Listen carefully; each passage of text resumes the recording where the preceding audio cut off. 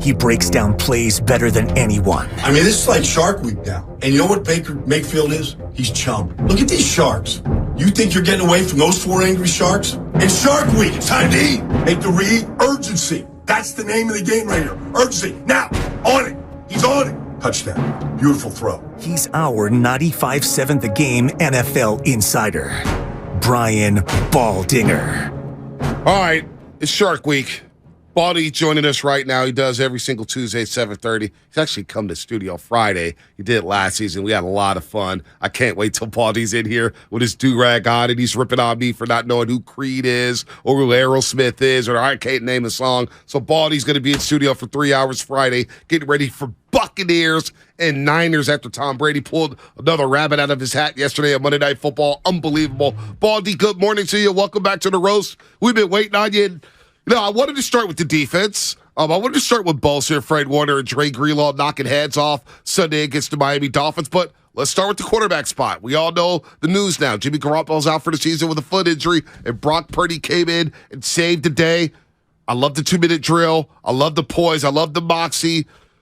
I want to take it week by week, though. I want to take it week by week. What did you like for Brock Purdy? What didn't you like for Brock Purdy on Sunday?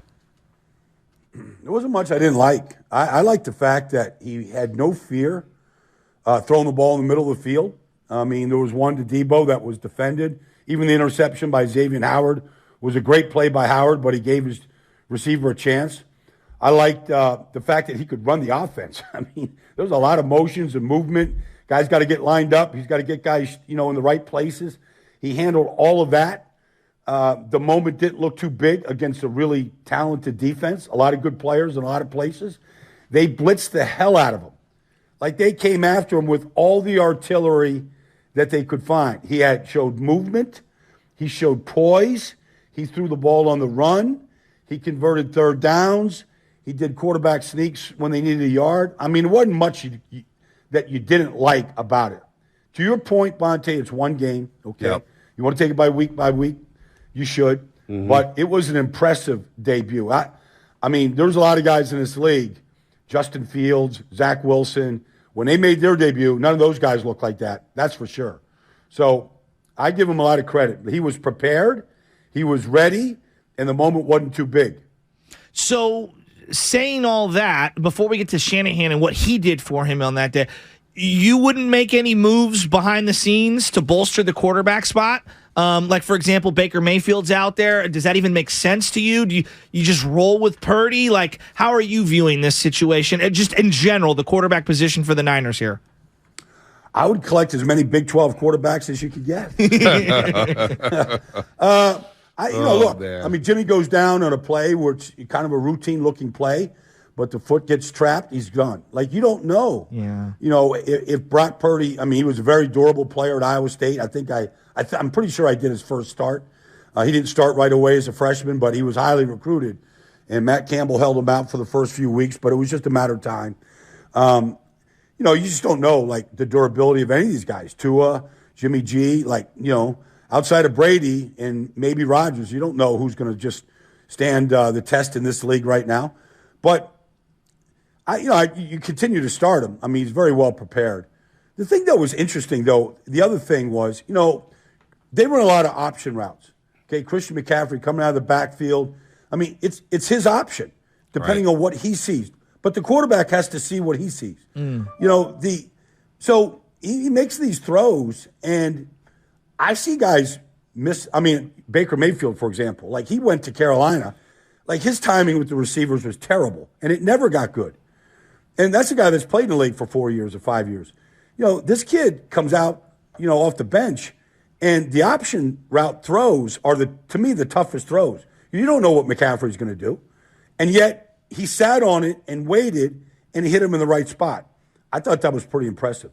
Brian Baldinger here on the morning, also on 95.7 The Game. So I guess the next question is, with the Niners sitting at first place in the NFC West, big-time game Sunday against Tampa Bay, short week Seattle, up in Seattle, could be a division, could be for the division, basically. Then you got the Raiders and the Cardinals. And in the playoffs, and we know what the expectations are out here, Baldy. Can Brock Purdy do the unthinkable?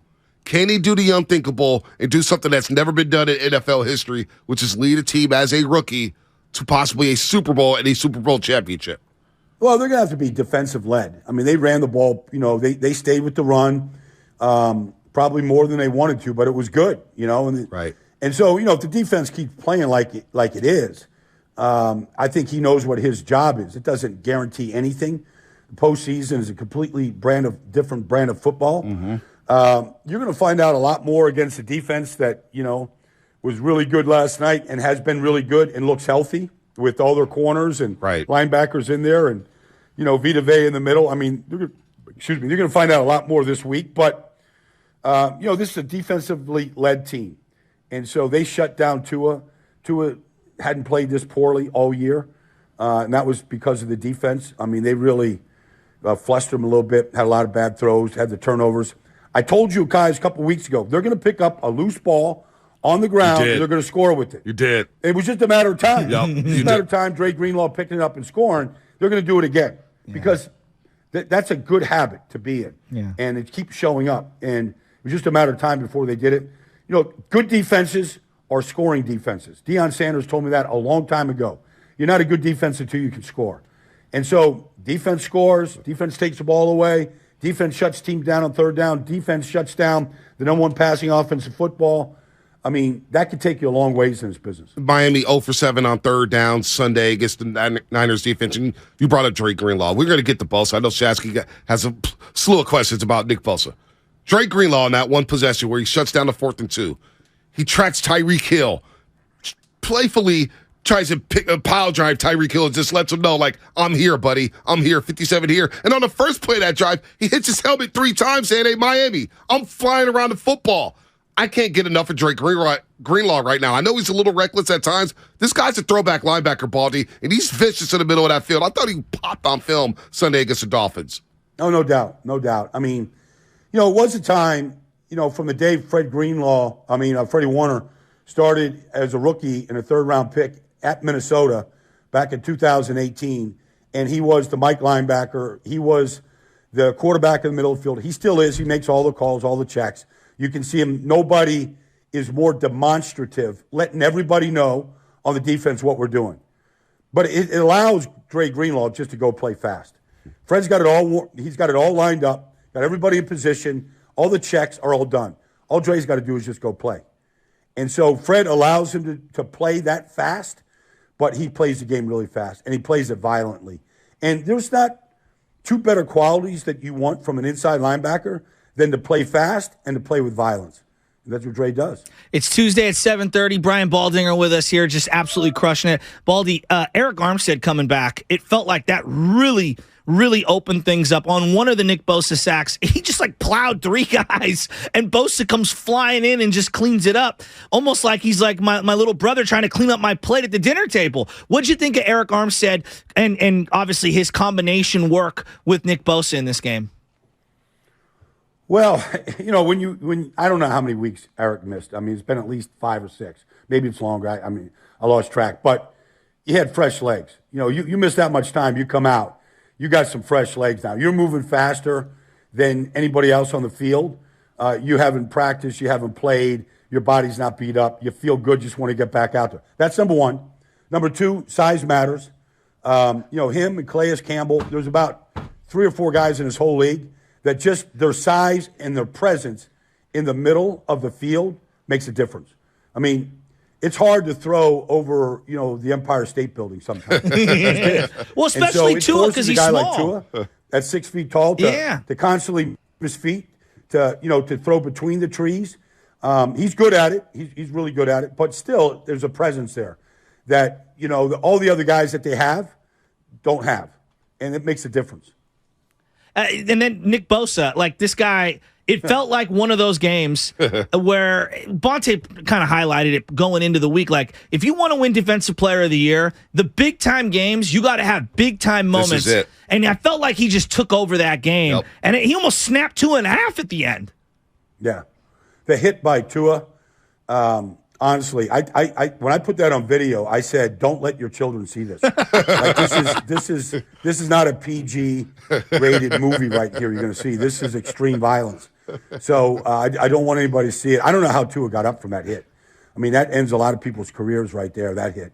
But that's the game. You come around the corner like that, and you're just a European sports car on the straights of Monaco, and you're turning, and you don't have time to slow down. And he did hit him one time. I swear to God, I don't know how he knows how to do this. He literally put his arm completely out. He came up the middle, and he hit him just squarely with his shoulder. And it was to his shoulder. His head was completely out of it. To have that kind of control. The last thing Nick Bosa wants, honestly, is to have a sack taken away because of a late hit, a flag, thrown on the hit. He wants, those sacks are so valuable to him. He lives for it. And so the last thing he wants to do is screw up a sack because he hit the quarterback in the wrong area. His aim is just pinpoint right now. 14.5 sacks for Nick Bosa. I was asking for 4 sacks over this 3-game stretch against the Dolphins, Bucks, and Seahawks. Picked up 3 last week against the Dolphins. The conversation for DPOA, I believe, starts with Nick Bosa right now. But Michael Parsons, they're neck and neck. It's going to be fascinating to see how that race plays out. But Shanahan, I want to get to Shanahan, Baldy, because I've been highly critical of Shanahan over the years. I thought Sunday was one of his finer moments with his mind, helping out a young Brock Purdy with this play calling, quick screens, quick hitters. What did you think of Shanahan's performance Sunday against his former mentee in Mike McDaniel? I felt like he didn't hold back. Yeah. Because it was a 6-foot-tall rookie quarterback, 7th-round pick that hadn't really played. He didn't hold back.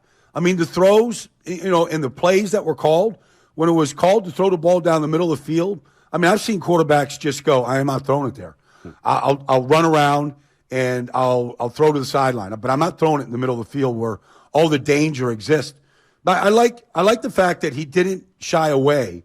You could have thrown screens and checkdowns all day too. Right. I don't know that you would have won the game doing that, but you could have opted for that. I felt like he attacked when he had to attack, and I thought that the play action game and some of the things that he did was really not clever, but I thought he didn't put this kid in a straitjacket to go play the game. Right. You could have just said, okay, don't lose this game. Let's let the defense keep doing what they're doing. But they had to make plays. Mm-hmm. They had to hold on to the ball and play keep away, and they did a lot of that. And I commend Kyle for all that. Yeah, we want to get into the play that Jimmy did get hurt on in a second, but Deebo Samuel, there's just some games, and I was telling this to B, I know Justin Jefferson, he's just such an elite talent in terms of separation and catch radius and all that. Deebo's so different than all the other wide receivers out there. But like these big-time games, his just toughness shines through the television, shines through when you're sitting there in the stands. I noticed that this dude feels like, I don't know, the moments are there for him, and he just rises to the occasion. Do you get that same sense from Deebo? I do, and I know that about him. Do you know what I'm saying? But weird. Yes, I do, Joe. But, part of his toughness is he's not getting 100 catches this year. No. He's not. He could. Justin Jefferson's going to get 120 catches, yes, 130. Right. Yes. Like that, there's a toughness that, if you're not getting targeted because the ball's going to McCaffrey. Yeah. Or, it's time to run the ball, like they did last week. Okay, it's time for me to block. Mm-hmm. Every receiver wants 100 catches. Right. That, especially if you're being paid the kind of money that Deebo is. And so there's a toughness that says, I'm not going to have bad body language. I'm not going to whine. I'm not going to tell my rookie quarterback that I'm open. Go play football. The targets will come. The catches will come when they come. And I think that quality about a receiver is special. Because, everybody, wishes they could be Christian Watson and just go put 8 touchdowns in a month. He's nice. And set the world on fire. And, Deebo has some of that. He doesn't have the speed that Watson has. But, we certainly have seen him take over games, in big games. Yes. And so I just think the fact that he's able to just play the game that he needs to play when the ball's being spread around to a lot of different targets, and there's a certain style that San Francisco likes to play, and he plays on a team with a great defense that isn't playing from behind where you're throwing it like Brady did last night 56 times. That guy. I think that's a special quality in Deebo. Yeah, Deebo's a man. He's a grown-ass man. Brian Baldinger here on the Morning Roast on 95.7 The Game, breaking down the Niners win over the Dolphins.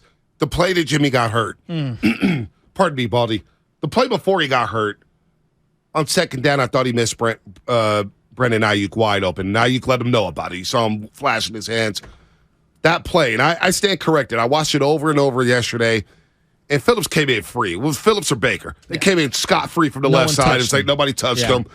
But I thought Jimmy, you see Peyton Manning, Tom Brady, when they feel the heat, they get down, right? Get down to live another play.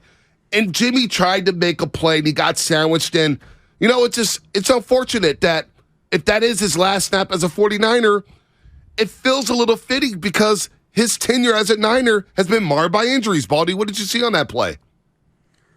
Well, I saw the same. I mean, you got a free hitter coming right at you. You try to avoid it. Like, the easy answer, Bonte, is to say you got to know when the play's over. Right. I mean, Eli, the Mannings do that. Right. Brady will do that on Sunday when Bosa is on top of him. He's going to go down, live for another play.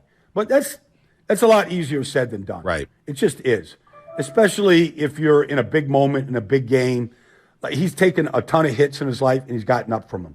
But the reason why they made the monster trade to get Trey Lance was simply because of his injury history.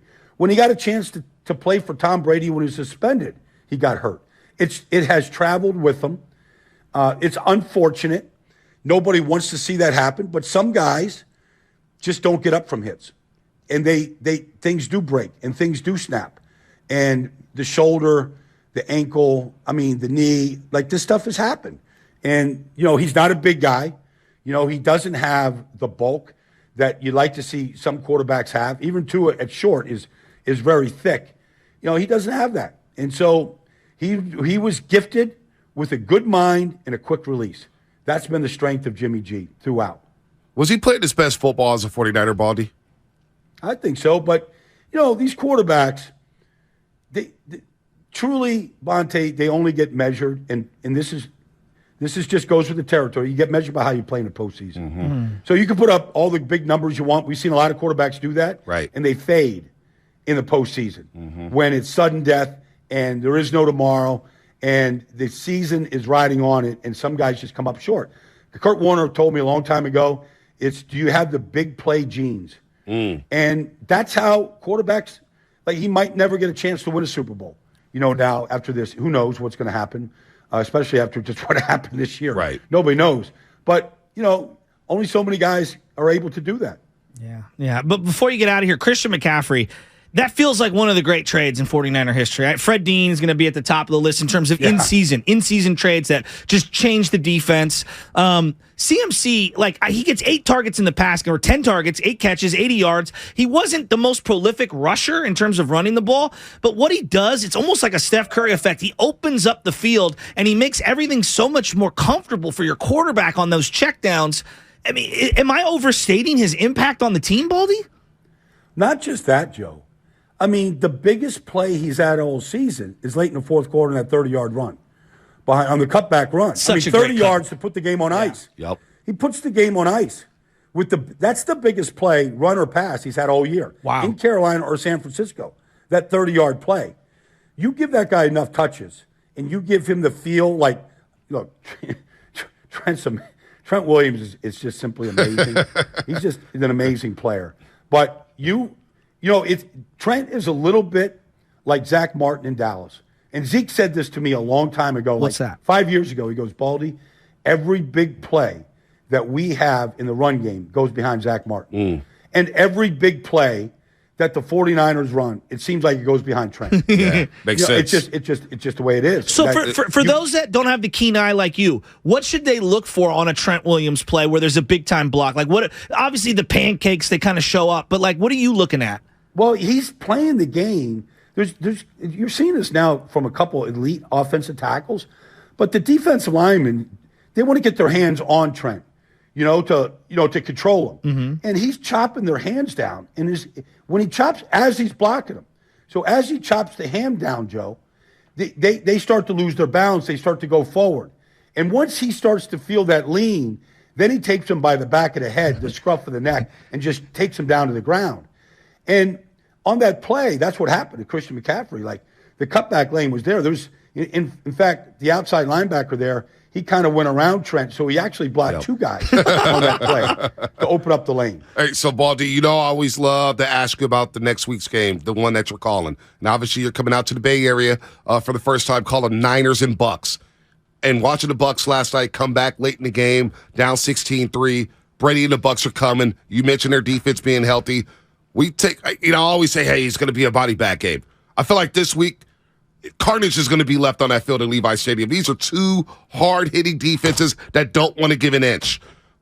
Brady's in the pocket. Brady. Bosa's coming. Come on. Bucks defense is coming for Brock Purdy. He's surgical, This Baldy. feels like a classic old-school NFC 17-13, 13-10 type of football game. It could be. It could be, Bonte. I just know, it's interesting. Nick Bosa lined up at left end most of the time last Sunday. I expect him to do the same thing against Josh Wells. Tristan Wirfs, who's been an all-pro tackle, one of the best linemen in all of football, he's out. And so Josh Wells is in his place. They do a good job of chipping and all that kind of stuff. Bosa's used to seeing all that, but I expect him to rush from the left side to the front side of Tom Brady. More than, not that he can't beat Donovan Smith on the backside, because he will go back and forth. But, there's a weakness there at right tackle in the pass game. And if Brady wants, they're not a good running football team. They haven't been a good running football team. Fournette, Rashad White.